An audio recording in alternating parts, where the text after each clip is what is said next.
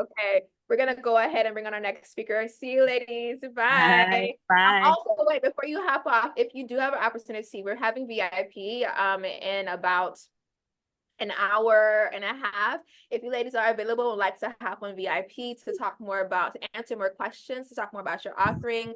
I did send the link earlier. Please come to VIP so that they can get to know you all more. Thank you. Okay, thank you. Bye.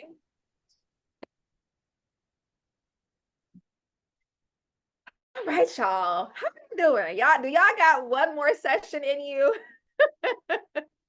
Do y'all have one? Just give me one more session, y'all. How are y'all doing? Can we close the day? One more session, y'all. I've been trying to eat. I have my food right up here as my lunch.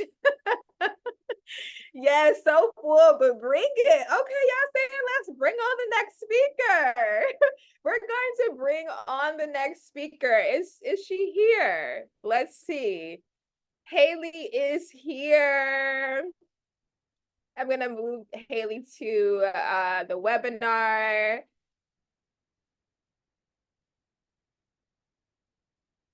All right. Hello. Welcome, Miss Haley. How are you? Oh, I'm just working up, so I'm feeling pretty good. But I assume everybody else probably isn't feeling how I'm feeling. Been here all day. We've been here all day. So I love how literally you're on the other side of the world and you're just waking up. So Haley is in New Zealand right now. What time is it in New Zealand? It's about 8:30 a.m. 8:30 Wow. a.m.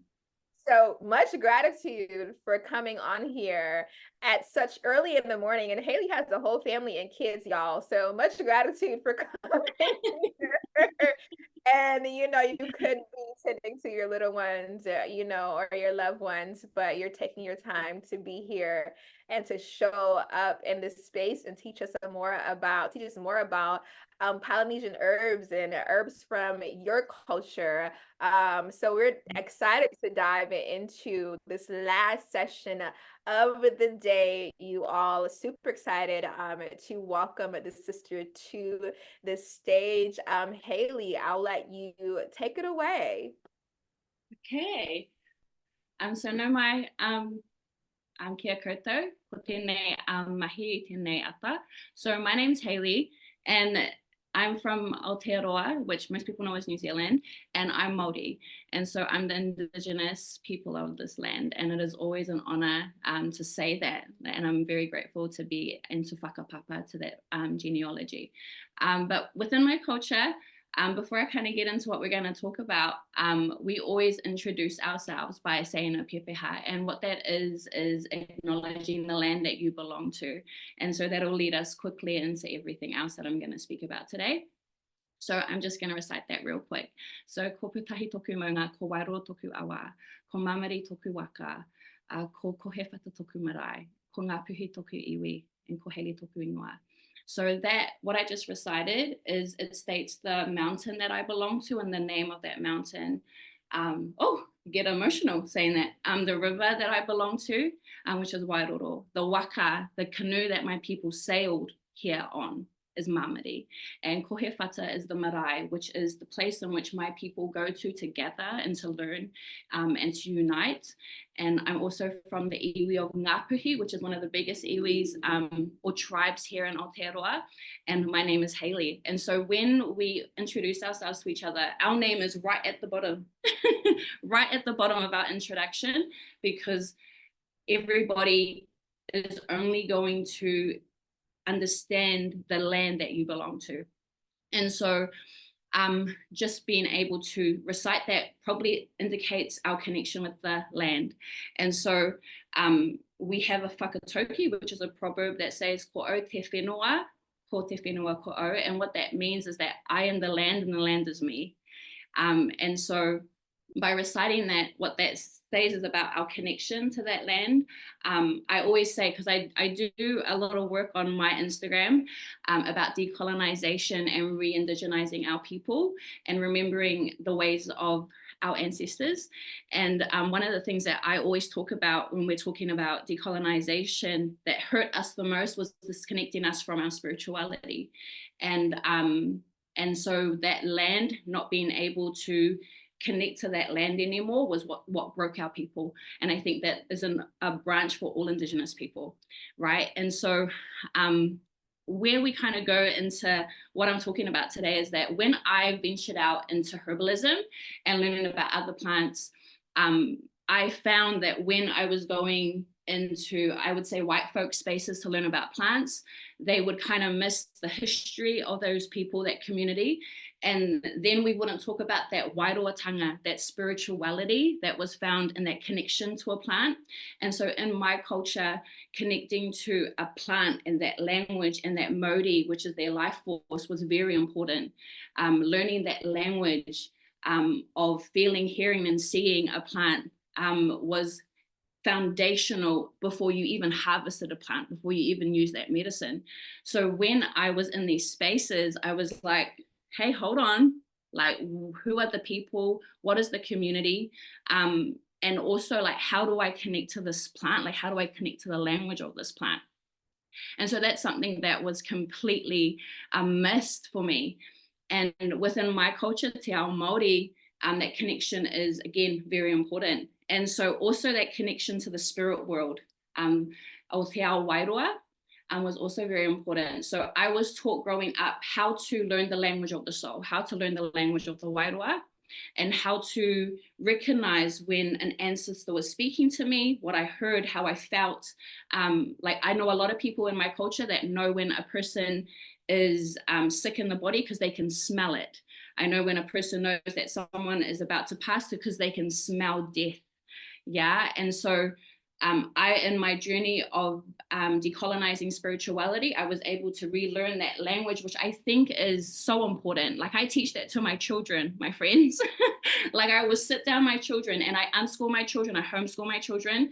So they are in Te Ao Māori. They are learning the ways of their ancestors. And I will sit my children down and I will teach them, okay, so this is how you feel spirit. Like, this is how you hear spirit.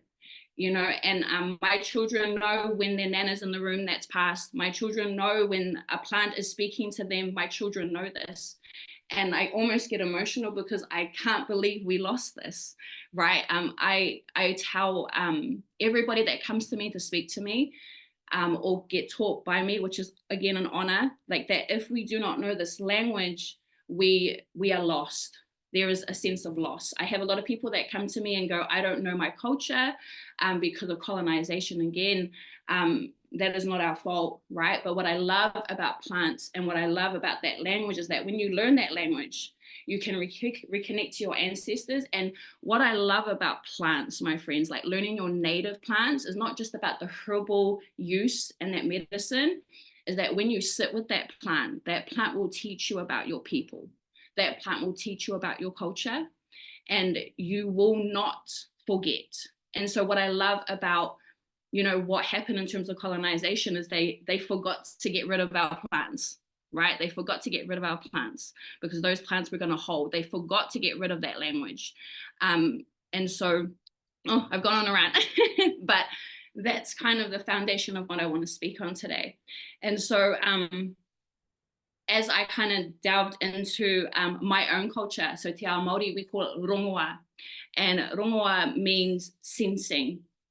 So it is using your senses to be able to bring about balance. It is about feeling plants, hearing plants. We say that it is about going beyond the physical, and that's what plants will teach you. They'll teach you this language. And so I grew up around the ngahere, which is the forest, and I had a pretty troubled childhood, and it was really isolating for me. And so I would go to my ancestors because I could speak that language, and then I would go into the ngahere, my friends. And when the worst things were happening in my life, I didn't go there to take anything. I went there to listen. And I would have plants who would sit next to me and tell me, like, Hayley, it's going to be okay. It's going to be okay. And that's where my connection and understanding of how important that was. And so each plant has its own personality, my friend. So when you sit with it, it has its own personality. It has its own things that it's trying to teach us.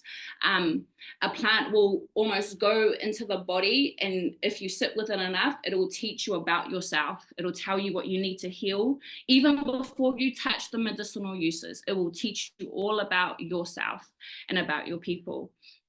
And so some of the things that I've said in terms of that reciprocity, which is really important when we're doing herbalism, is to go out into the ngahere or to that plant and sit with it, watch it grow, see what part of the sun catches what leaves, and spend time there. What you learn in a book about a herb is what you learn about in that space, but you're never going to understand a plant until you go into the forest. And I think that's probably why people in this BIPOC community have gone out and sat with those plants or traveled the world looking for them, because we understand that reciprocity, right? And so yeah, and even in terms of harvesting, in our culture, we have a whole tikanga, a whole protocol. We karakia as we pray as we go to harvest a plant. We talk to the plant for days. We will harvest, and as we harvest, we'll continue to karakia, but then we'll harvest in a way where certain parts of the plant can't be touched to make sure that it continues to grow. We harvest new trees to make sure that it continues to do well. And then we also watch for tohu. So this is signs. So I had a plant that I was looking for, right? And when I went to go harvest it, I was waiting for the ngahere to tell me that it was okay to get that permission. And then I saw what we have in our culture, which is a tui bird. And it came and it sat right next to that plant. So then I knew it was time to harvest and that I could, right? You want to get into the modi or the life force of a plant, blend your soul enough with it that when you're with it, your vibration shifts, right? That when you're with it, you want to take it home just to be next to it, not even to use the medicine, right? Anyways, so as I've kind of said that part, I'm going to kind of talk to you about the spiritual journey of a couple of plants that I've kind of found in my world, and what plants I've connected to. So I have a few down here. But first I want to talk about myths and legends, which kind of open up the plants that I'm going to talk about. So for me, myths and legends are our scripture. Like that is our compass, that's our guidance from our ancestors, my friends. And so every time I hear a myth and legend, I go grab that and I go, okay, what do you have to teach me? And so one of the things with us and Te Ao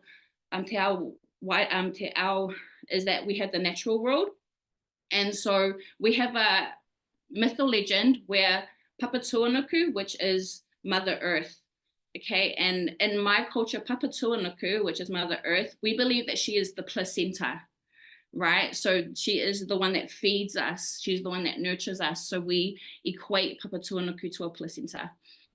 And as she lay there, there was rangi nui in the sky. And because they were together, we call it te kore, where there was darkness.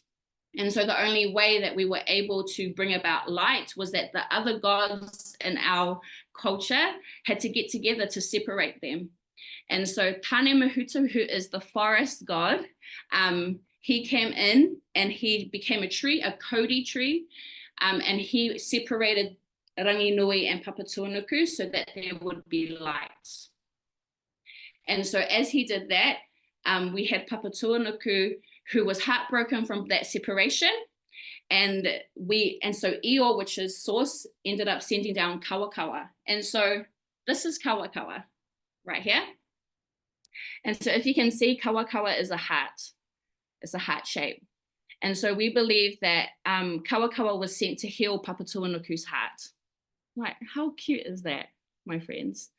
And so Kawakawa is one of those plants that can do everything. It is our general medicine. It can look after the tummy. It can look after toothaches. It can look after like just everything. It also helps with skin. But this is the plant that was sent to heal her heart. And so what we've learned from this plant and just that myth is that it also can heal all of us. If it can heal Mother Earth, then it can heal us. And so Kawakawa, I'm going to talk a little bit more about that. But before I do that, Cody, the tree, which is the biggest tree that we have in New Zealand, and I don't have a picture of that, but that tree is Tane Mahuta. And so that tree determines pretty much how our people are doing, how the forest, it is the heart of the forest. And so with that tree, we normally know how our people are doing. They say in most, I feel in most Indigenous cultures, but in ours, you know, how Papa Tuanuku is doing is how our people are doing, right? And so the Cody tree helps us to know where our people are at in terms of decolonization and bringing about balance. But in terms of kawakawa, and my spiritual journey with it is that when I came home to Aotearoa, which was 3 months ago, I was pretty heartbroken. Coming home was really difficult for me because of my trauma here. And just what I had experienced. And so when I came home, and I remember I told Kawakawa, like, I'm going to be broken. Like, this is so difficult for me. And I remember when I came out of the airport, I saw Kawakawa just on the side of me. And this plant has not only been helping my family in terms of colds, etc., but that wairoa has been protecting and healing my heart as I've kind of resided back here. Another thing is that my husband has eczema, and we could put kawakawa oil all over his skin. And what this plant does, as well as it shows you like the spiritual, like what's going on spiritually in the body. And my husband also has a heart condition and also has a lot of mamai or trauma around the heart. And so we kind of laughed about it because I was like, oh, kawakawa is showing you also your spiritual things that are needing to be healed. So that's kawakawa. There's so much more to talk about it. You can make it into so many things, but it is mainly the one that we kind of go to for everything. Sometimes we even drink it just to kind of look after our body detox. We also use kawakawa in terms of our tangis, our funerals. So we just had a king die in our culture, Tuheitia, and during his tangi or his funeral, everybody wore kawakawa headpieces, because kawakawa is one of those plants that will guide a spirit home. Yeah, so you know, it's beautiful. It's so beautiful. Yeah, and also it's one of those plants that also look after us, can remove tapu. So when you're going to you need help spiritually and you can kind of feel that there's imbalance, kawakawa is one of those plants that you want to kind of have around you to kind of move that energy away. So yeah. That's one of my, I hope you guys are enjoying this, my friends. The other thing that I want to speak about, let me look at the time. The other thing that I kind of want to speak about is, oh, this is my favorite topic, my friends. So we have what we call ikura in our culture. Okay, I could nearly cry this whole time because as you can see, like, I just love this kōrero. But we have ikura, which is your period. And in our culture, we call it Te Awa Atua, which is the river of the gods.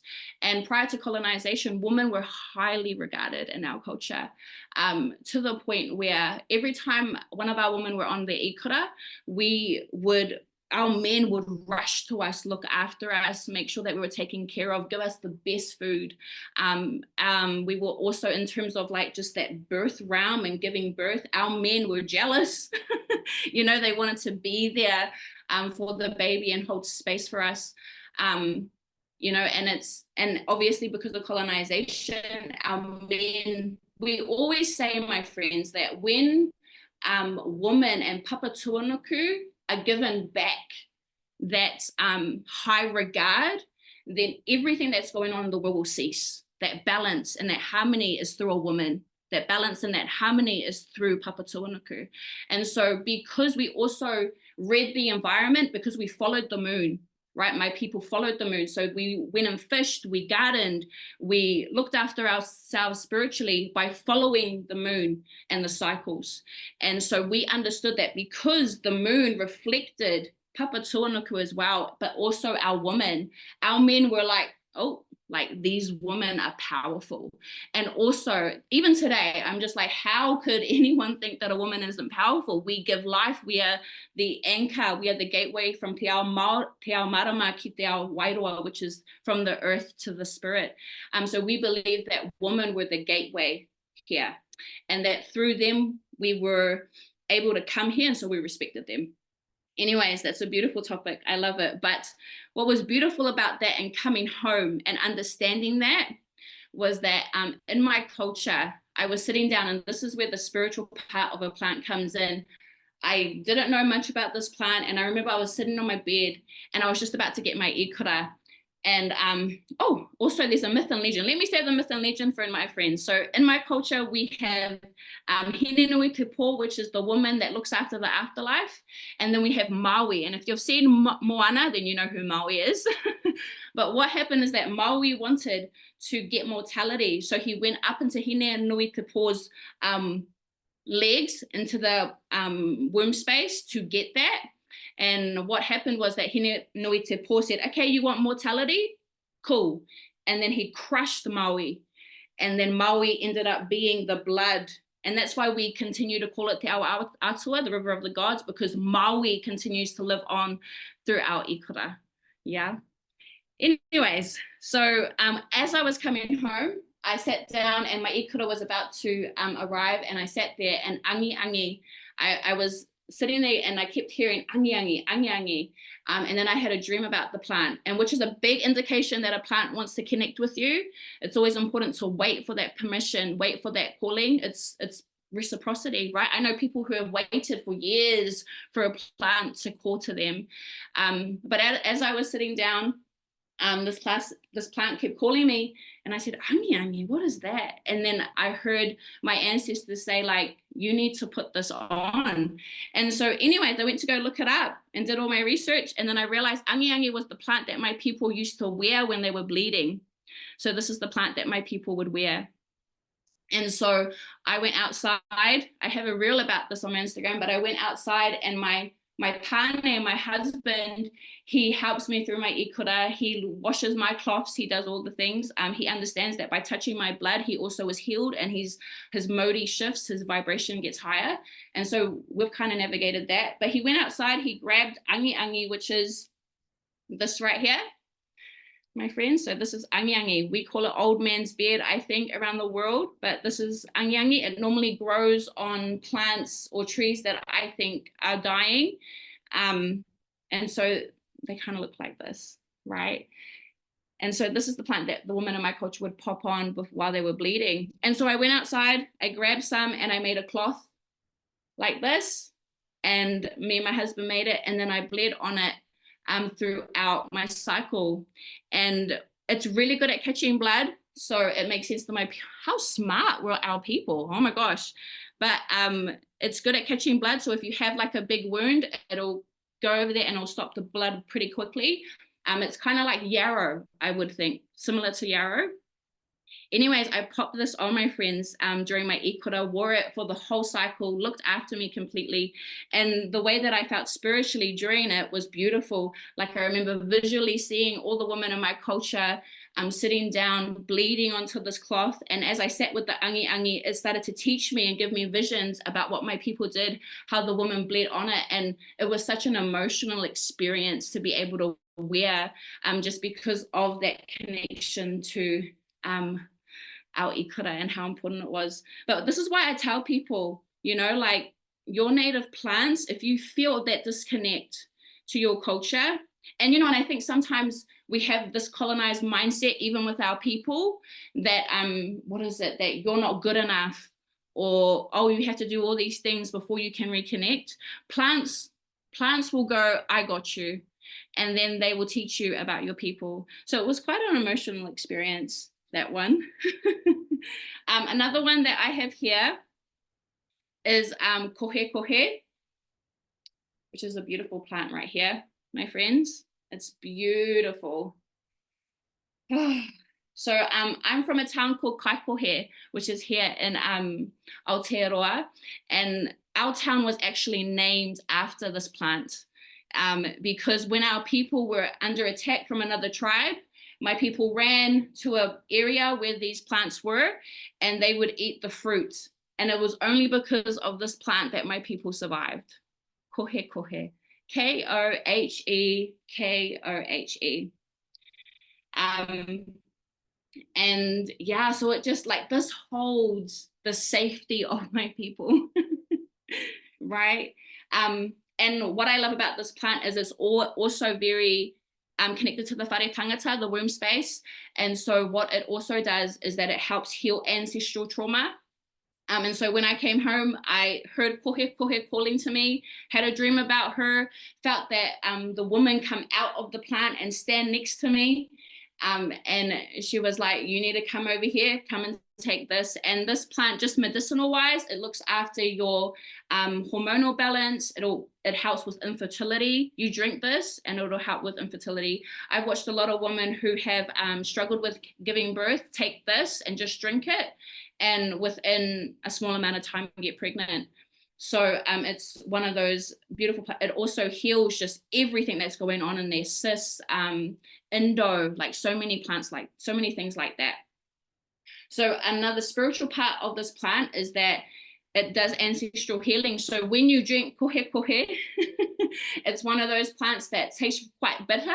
And when you drink it, it actually brings all your ancestral trauma to the forefront. And so I drank it a long time ago, but I started drinking it again, and oh my gosh, I've been a mess because the plant wants to bring that emotion to the consciousness so that you can heal that. And so normally when I'm drinking kohe kohe, my family know to kind of give me some space.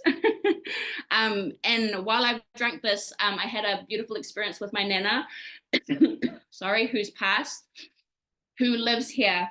And we had both suffered from heavy, and I hope this is okay to say, but heavy sexual abuse, me and my grandmother, which is a big reason why I didn't want to come home. And when I was drinking kohe kohe, and also bleeding, my nana, she came to me one night in a dream and she said, baby, let's go down to the awa when you're bleeding in the morning and let's heal our sexual trauma. And oh my gosh, this is such an emotional day. And my nana said, let's go, baby. So I went and found a river that my nana used to sit at. And yeah, and then I bled. And so in our culture, we believe that every time that you bleed, you have an opportunity to heal ancestral trauma. And so my nana said that, and that ikura was so hard, my friend. You know when the body is screaming something needs to be healed, because your body will scream it and those cramps will come on. And I sat down with my nana at the river and I grabbed my undies and I put my blood into the river and I rinsed it as me and my nana cried. And we had kohe kohe right next to us to help us kind of shift that. So it is such a beautiful plant. It continues to love on me and nurture me. And every time that I need to do ancestral healing, she's right there pushing me to kind of get that done, but also being my aid. And yeah, it was such a beautiful moment. Me and my nana just cried together until that trauma had kind of shifted for us. So yeah. Thank you for listening, my friends. Okay, I don't know where we're at in terms of time. Okay, I think we're nearly done. But another plant, oh, I think we're nearly done, right, my friend? Yes, we are done. I love that everybody's like, y'all want to learn more? Let me know. We can keep going. No, we do love listening to Haley share. Someone says, please let Haley finish. If you want to share, I mean, because I'm just gonna be talking. So if you want to share the last herb that, the last plant, you are 100% open to sharing. Okay, my friend, I'll get in there real quick and get this one done.